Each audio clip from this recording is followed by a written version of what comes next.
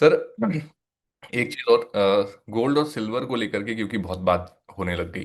ठीक है। और जैसा इक्विटीज ने परफॉर्म किया, और अब जो रीसेंट जो एक रैली आई, लाइक एक दिन अभी आपने देखा 10% के आसपास सिल्वर में हमें जंप देखने को मिला, फिर नेक्स्ट डे भी 5% था, फिर आई थिंक कल के दिन पर थोड़ी गिरावट आई। इसके बाद से सर कई सारे मीम्स भी चलने लगे, बहुत कुछ चलने लगा। लेकिन इस पॉइंट पे सर जो लोग एंटर कर रहे हैं सिल्वर में या गोल्ड में, राइट, उनके लिए 2026 कैसे रह सकता है? देखिए, दो तरह के कस्टमर हैं जिन्होंने ऑलरेडी साल 1.5 साल से गोल्ड में ईटीएफ के जरिए या मल्टी एसेट फंड्स जो गोल्ड सिल्वर खरीदते हम्म। हैं उनके जरिए उन्होंने ऑलरेडी निवेश किया होगा। क्या? और दूसरा है कि जिसने देखते रहे कि गोल्ड पे उनको भरोसा नहीं था, सिल्वर पे भरोसा नहीं था, देखते रहे वो बढ़ गई। आज उनको फोमो हो रहा है, fear hmm. Of missing out. Right. तो यस। इनके दोनों अलग है सिचुएशन। जिनको फोमो है, अभी हम्म। भी लेट नहीं है, क्योंकि हम्म। गोल्ड और सिल्वर एक सुपर साइकिल में रैली में बीच में है। और इसका कारण है तीन। कारण एक है कि डी डॉलराइजेशन। डी डॉलराइजेशन माने दुनिया के सभी दिग्गज देश जो है, इमर्जिंग ले एडवांस ले, ऑलवेज उन्होंने एक सेफ जोन में अपने जो पैसा है सॉवरेन वेल्थ फंड्स के पैसे को हम्म। डॉलर में ही निवेश किया है, बिल्कुल क्योंकि बिल्कुल। एक कॉन्फिडेंस था ये डिफॉल्ट नहीं होगी कभी भी, हम्म। अच्छी स्थिति है। मगर जैसे ही मिस्टर ट्रम्प के आने से उनकी जो नौटंकी और नाटक देखते हुए धीरे धीरे वो लोग एक डी डॉलराइजेशन धीरे धीरे करना शुरू कर दिया है। और वो ट्रेंड जब तक ट्रम्प पावर में रहेंगे, यानी 3 और साल जारी रहेगी। यानी सेंट्रल बैंकर का मूव, बिकॉज ये इन्वेस्टमेंट को निवेश के तौर पर नहीं देख रहे हैं, ये क्या अच्छा रिटर्न मिलेगा इसीलिए मैं गोल्ड मिल रहा हूं, नहीं देख रहे हैं। ये हम्म। देख रहे हैं कि मुझे पैसा मेरा सेफ रखना है, तो मैं रखूंगा कहाँ? डॉलर में था इतनी दिनों से सेफ्टी, आज मुझे, क्योंकि स्पेशली रशिया यूक्रेन वॉर के समय में यूएस ने रशियन डॉलर असेट को फ्रीज किया था। तो ऐसी हालत में अगर चाइना में, समझिए चाइना से बोल रहा है मेरी टैरिफ की झगड़ा चल रही है अमेरिका के साथ, और सडनली मुझे मेरा डॉलर असेट को फ्रीज कर दिया, तो हम्म। मेरी हालत क्या होगी? तो धीरे धीरे वो गोल्ड को, और धीरे धीरे कर रहे हैं क्योंकि उनके मुंह से वो बड़ा एक प्राइस एक्शन लाना नहीं चाहते। तो हम्म। थोड़ी थोड़ी धीरे धीरे बैक रूम से वो खरीदते आ रहे हैं, और उनके पीछे रिटेल निवेशक एडवांस देशों में, हम्म। रिटेल माने इंडिविजुअल्स में कह रहा हूँ, हम्म। रिटेल माने छोटी मोटी नहीं, हम्म। एचएनआईस, उन्होंने ईटीएफ पे पैसा डालना शुरू किया, क्योंकि हम्म। उनको लगा कि ये एसेट क्लास क्योंकि सेंट्रल बैंकर खरीद रहे हैं, मुझे नहीं, अच्छे रिटर्न मिलने की उम्मीद है पूरी। उम्मीद है, तो उन्होंने भी डालना नहीं, तो उसके कारण गोल्ड और सिल्वर और भी बढ़ने लगी। तो अब हम्म। सिल्वर में कॉम्प्लिकेशन क्या है? सिल्वर हम्म। में इसके ऊपर कॉम्प्लिकेशन है कि इसका इंडस्ट्रियल यूज भी बढ़ता जा रहा है, हम्म। सोलार में, प्रिंटेड सर्किट बोर्ड, और इसमें जो सेमीकंडक्टर में, हम्म। और फिर अपने जो इलेक्ट्रिक व्हीकल्स में। हम्म। सिल्वर एक एक्सीलेंट कंडक्टर ऑफ इलेक्ट्रिसिटी है।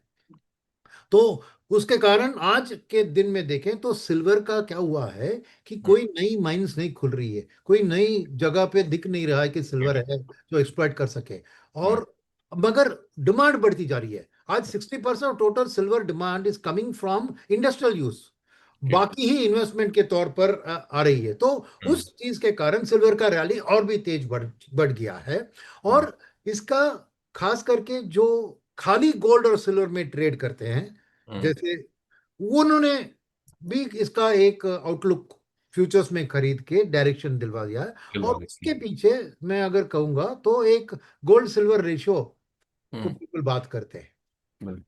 और ये गोल्ड सिल्वर रेशियो की बात करें, क्योंकि जो खाली गोल्ड और सिल्वर या प्रेशियस मेटल्स में डालते हैं उनके लिए ये बहुत मायने रखता है कि रिलेटिवली कौन अंडर ओवर वैल्यूड है, कौन अंडर वैल्यूड है। तो बिल्कुल। यहाँ पर लॉन्ग टर्म का रेशियो था 60:1, यानी हाँ। गोल्ड 60 टाइम्स महंगी थी सिल्वर से।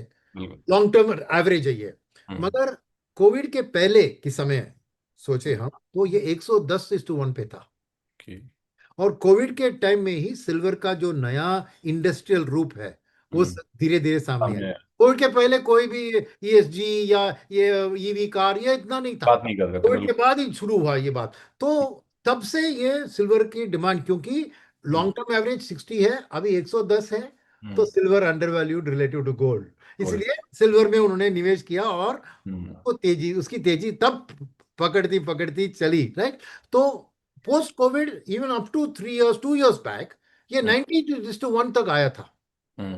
यानी 110 से सिल्वर बिल्कुल। की तेजी के कारण 90 बनाया था। हम्म। और उस लेवल से आई ये ट्रम्प वाली बात, हम्म। जब गोल्ड का और भी तेजी से बढ़ने लगा और हम्म। उसके पीछे ये रेशो वापस गोल्ड के फेवर में चली, तो सिल्वर का और भी अंडरवैल्यूड स्थिति दिख रहा था, तो एकदम से एक सिल्वर का मूव आ गया। अब हम्म। क्या हुआ है कि वो 60:1 से अभी सिल्वर की 170% 1 ईयर रिटर्न से एकदम से अभी 52:1 पे आ गई है आज के दिन में रेशियो। तो अब लोग कह रहे हैं कि क्या सिल्वर अभी ओवर वैल्यूड है, क्योंकि 60:1 के कंपैरिजन में 52 आ गई है। मेरा हम्म। मानना है कि नहीं। क्यों? क्योंकि वो 60 रेशियो बना था बिफोर सिल्वर का इंडस्ट्रियल यूसेज बिल्कुल। सामने आई थी। 10% तो आप करोगे हाँ, ही। वो सिल्वर का इंडस्ट्रियल यूसेज आने तो ही अब वो रेशियो का लॉन्ग टर्म एवरेज ही बदलेगा। तो बिल्कुल। मेरा मानना है कि सिल्वर अभी भी गोल्ड से तेजी से बढ़ सकती है हम्म। इस विभिन्न कारणों से कारण। हम्म। और जब तक ये 40:1 नहीं जाती, क्योंकि नया नॉर्मल मेरे ख्याल में 40 या 45 के करीब होगा, तभी हम्म। आप सिल्वर को एक ओवर वैल्यूड स्थिति रिलेटिव टू गोल्ड कह सकते हैं। तो इसलिए जो नए निवेशक है, मेरा हम्म। मानना है, और कितना डालना है हम्म। गोल्ड और सिल्वर में, तो एक लॉन्ग टर्म स्टडी मैंने एक्सेस किया था जो यूएस में किया गया था, जो हम्म। एक 75 ईयर्स का स्टडी है। और उसमें इक्विटी में प्रेशियस मेटल्स को मिलाकर वॉलेटिलिटी को स्टडी करके क्या ऑप्टिमम लेवल है जहां पर आपके पोर्टफोलियो में गोल्ड और सिल्वर को रखना, हम्म। उसकी एक तय करने की एक चार्ट बनाई थी। और उसमें मैंने देखा कि हम्म। 18 से 24% ठीक है। सही है एक रिवॉर्ड टू रिस्क रेशियो में मैक्सिमाइज आपको रिवॉर्ड करना, level of risk you take. मैं मानता हूं कि वो, क्योंकि एक बहुत लॉन्ग टर्म की एवरेज है, तो शायद वो रीजनेबली सही हो सकती है। तो अगर 24% मान ले एट द एक्सट्रीम, राइट, हम्म। तो मेरा मानना है कि 20 to 24% एक नए निवेशक को आज के दिन में उनको गोल्ड और सिल्वर को शामिल करना है उनकी पोर्टफोलियो में। हम्म। और मल्टी एसेट फंड एक अच्छे तरीके है, इस ऐसा नहीं कि खाली गोल्ड और सिल्वर ईटीएफ खरीदना है, क्योंकि हमने देखा कि गोल्ड और सिल्वर के प्राइस से आज गोल्ड और सिल्वर ईटीएफ के प्राइस प्राइस ज्यादा बढ़ पॉजिटिव बने, बिल्कुल। राइट। तो 252% का रिटर्न मिला है करेक्ट। ETF की, अगर हम बात करें एक साल में। तो इसीलिए मेरा मानना है कि मल्टी एसेट फंड जिसमें गोल्ड और सिल्वर खरीदते हैं थ्रू ईटीएफ, हम्म। मगर उसमें ईटीएफ का निवेश है वो फंड मैनेजर सही तरह से करता है, कर रहा है वो बिल्कुल। थोड़ा सेफर है, इक्विटी का टैक्सेशन भी है, और हम्म। उसमें मैक्सिमम 20% अलाउड है। तो हम्म। मेरे ख्याल में आप bulk of your investment through multi asset fund hmm. कीजिए। चुनिए जो मल्टी एसेट फंड गोल्ड और सिल्वर दोनों खरीदते हैं, ताकि दोनों का एक एक्सपोजर मिले। और उसके अलावा करना है तो अलग आप कीजिए, over and about that whatever 4 to 5%।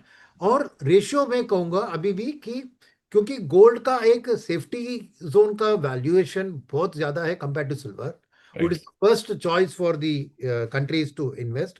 हम्म। मैं 2/3 1/3 अभी भी गोल्ड सिल्वर में रेशियो कहूंगा। 2/3 गोल्ड और हम्म। सिल्वर में 1/3। और इसको क्यों कह रहा हूं मैं, यानी 24 का लीजिए तो 18 और 6 रखिए, बिल्कुल। राइट, और या 16 और 8, सॉरी नॉट 18 और 6, 16 और 8 रखिए, राइट। हम्म। तो मैं यूं क्यों कह रहा हूं, दो आई बिलीव कि सिल्वर की potential to grow faster than gold अभी भी है। हम्म। वो आपको पता नहीं चलेगा कि कब वो सडनली 40:1 पे आ जाएगी, नंबर वन। और और वो नंबर तो पता पता चला भी नहीं, वो कब 110 करेक्ट, से कब करेक्ट, 50 के पास आ गया, तो वो भी करेक्ट। नहीं पता चला। सेकंड बात जो है इसमें कि जो सिल्वर की इंडस्ट्रियल यूसेज के कारण वाइल डिमांड एक स्ट्रांग पुल है, उसके कारण वॉलेटिलिटी भी ज्यादा है। क्योंकि इंडस्ट्रियल यूज की जो भी चीज है कि जैसे इंफ्रा सेगमेंट या कैपिटल गुड्स, वॉलेटिलिटी ज्यादा होती है उधर।